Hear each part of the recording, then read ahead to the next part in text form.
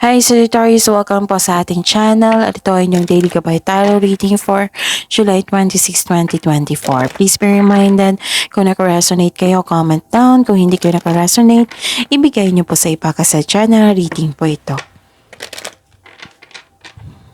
This is for you, Sagittarius, ngayon July 26, 2024.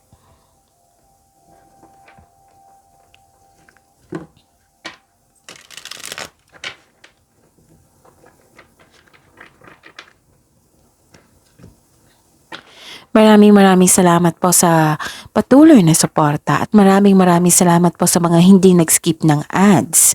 Gamitin ang reading na ito bilang gabay lamang sa mga hindi pa nag-subscribe. Subscribe na po kayo at click bell notification para malaman nyo na may bago tayong video. May lumabas dyan sa screen nyo ngayon. Panoorin nyo po at sundin ang instruction.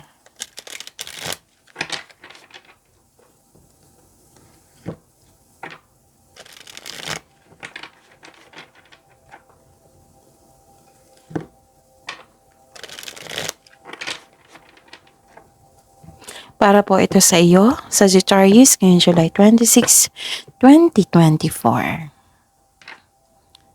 Spirits Guide.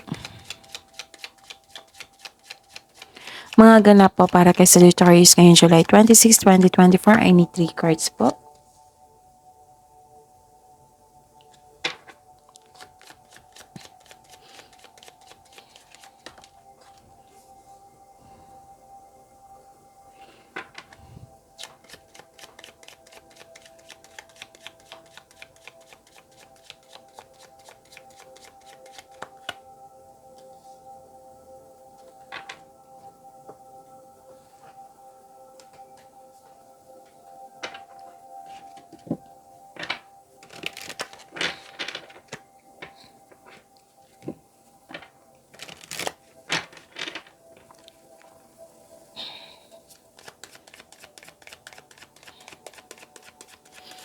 Spirits Guide, advice niyo po para kay Sagittarius ngayon July 26, 2024.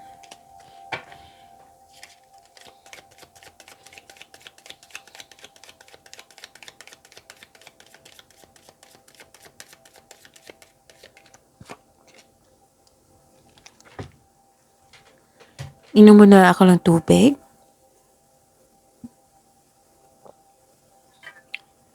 Okay.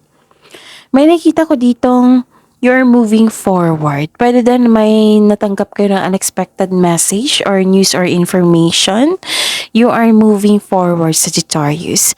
Nakita ko dito na nabibigatan kayo, may sacrifice kayo. You felt guilty but you decide to move forward. And nakita ko dito na may expectation kayong dumating na malaking pera or cheque. This is expectation nyo to, ha?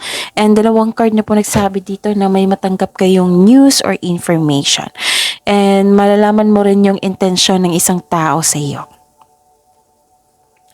And ang advice po dito is a new creative venture is on the horizon. See it as a positive change. So, magkakaroon po ng positive change. Wow! Itong pagbabago na ito is positive. Okay? So, step forward now. So, this is the clarification of your card here. You are moving forward. Step forward now and sing your song. There is power in finding your voice. Spirits Guide. Ano po ang energy ni Sagittarius ngayong July 26, 2024?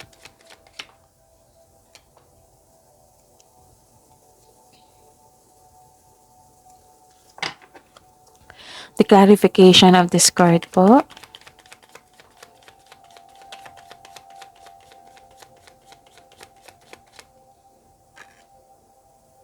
So yun ha, kung may narinig kayo or nakita kayong repeating message kahit kahapon na reading or ngayon or the other days, basta bigyan niyo po yan ng atensyon. Okay? Kung maaari po bigyan niyo po ng solusyon at akasyon. And by the way, sa mga gusto magpo-personal reading, sa mga suki ko rin dito na humihingi sa akin lagi ng monthly gabay tarot reading,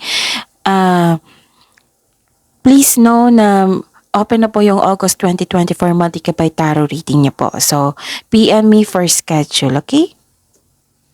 Yon. Mm. So, kumusta ang energy? May nakita ko ditong malalaman mo yung kasi may sabi dito na malalaman mo ang intensyon ng isang tao. Nalalaman mo nga. Nalaman mo na may taong hindi totoo sa inyo. Nakakonect kaya kasi kayo sa inyong intuition. Mataas ang inyong intuition, may sikreto kang malalaman ngayon or malalaman mo na kung sino yung taong nanloko sa inyo or manloloko. And this card also tells you na dapat ikaw ay magpahinga at magdilay-nilay. Babala din ito sa mga kaaway na nagtatagong anyo, nagbalat kayo. Okay? Ano pa? Nakikita ko dito na marami kayong gawain, nagkaroon ng overworking, nagkaroon ng pag-burnout, and you're being undervalued by that person. Gusto mo mag-resign, gusto mo nang iwan, ganon. Feeling uneasy kayo ngayon. So, it's never too late to begin again. Nawalan kayo ng pag-asa nawalan kayo ng ambisyon, nawalan kayo ng gana. So, pagod kayo at hindi gumagawa ng solusyon.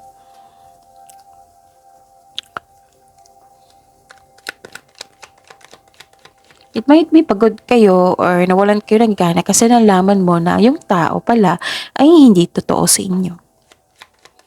Spirits guide, career and money po.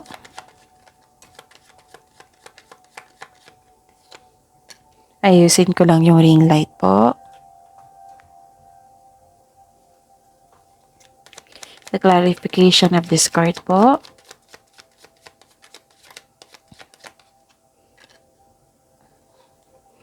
Okay. May nakita ko ditong inspiration. You are inspired. Busy nga kayo. Kaya pala na-burnout kayo dito kasi busy pala kayo.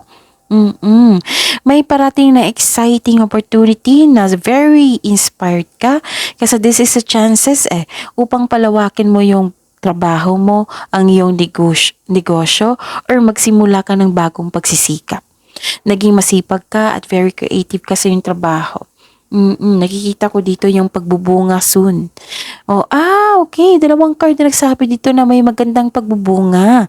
Dahil sa achievement na ito, magkakaroon ng financial growth and stability. Wow! So, 2 cards na nagsabi dito na you're receiving love, you're receiving support, nagkaroon ng development, nagkaroon ng success. May parating talaga. 2 card na mismo nagsabi dito, makaka-receive ka ng malaking pera or unexpected job opportunity. The advice is you will need to be patient. Huwag kang mag-alala, darating po ito.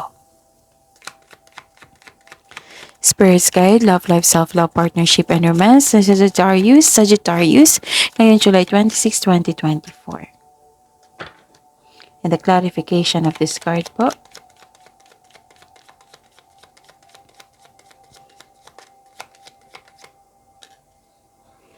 Okay. By the way, maraming salamat po sa mga patuloy na nagbigay ng suporta, tiwala sa ating channel. Maraming salamat din po sa mga hindi nag-skip ng ads. May lumabas dyan sa screen ngayon. Kung gusto nyo po iyan, then follow instruction, okay? May nakita ko dito sa love life nyo may sa love life nyo, self-love, partnership, and romance. Parang may naulit na problema. Pero din may natanggap kayong opportunity pero hindi mo itinanggap dahil sa meron kang dahilan. Pero pwede din nagkaroon ng delay. Tapos, yun, nagkaroon ng changes Nagkaroon ng changes po. Pero uncomfortable ka sa changes. So, remember, this is only temporary. Nakikita ko rin dito na this is a clarification na may bagong simula talaga. This is a good news sa mga single. So, 'di ba, ilang beses lumabas din to na may matanggap kayong news. So, this is a good news sa mga single because new love is coming. This card tells you na the divine is offering you a new love. Yes, may parating na bagong pag-ibig po which can arrive in many forms such as self-love, new relationship, new connection sa isang tao na maghahatid or magbibigay sa iyo ng love, peace, and happiness sa iyong buhay.